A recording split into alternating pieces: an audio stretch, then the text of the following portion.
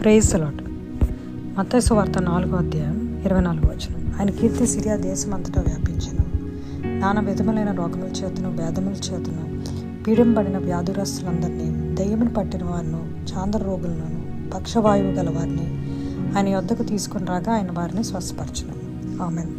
1934వ సంవత్సరం ఉత్తర కొరియాలో యాంగ్-ఇచో అనే ఆయన జన్మించారు. అయితే ఆయన బౌద్ధ మతానికి చెందినవాడు. ఆయనకి 17 ఏళ్ల సంవత్సరంలో భయంకరమైన టీబీ వ్యాధితో ఆయన బాధపడుతూ ఉన్నప్పుడు, రక్తం కక్కుతూ ఉన్నప్పుడు ఆయన చుట్టాలు ఒక ఆయన యేసుప్రభు వారి గురించి పరిచయం చేశారు. అలాగే ఆయన ఒకసారి రైల్వే స్టేషన్లో వెళ్తూ ఉండగా ఒక చిన్న పాప దేవుని యేసుప్రభు వారి వాక్యము ఒకటి ఇచ్చింది. ఆ తర్వాత ఆయన దేవునిలోకి వచ్చారు.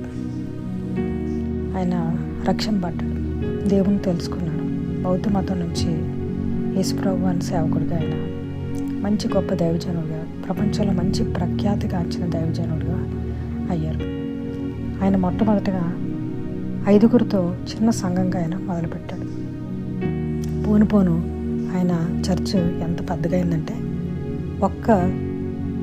ఒక్క సర్వీస్లో 12,000 మంది నుంచి 14,000 మంది కూర్చుని వినేంత పెద్ద చర్చిని ఆయన నిర్మించారు. ఎప్పుడైతే మనం మరి యేసుప్రభు వారిని తెలుసుకుంటామో, ఆయన దగ్గరికి వస్తామో, మనలో ఉన్న బలహీనతలు, మనలో ఉన్న శారీరకమైన ఆధ్యాత్మికమైన బలహీనతలు, రోగాలు కానీ ఏ ఉన్నా అన్నీ వెళ్ళిపోతాయి.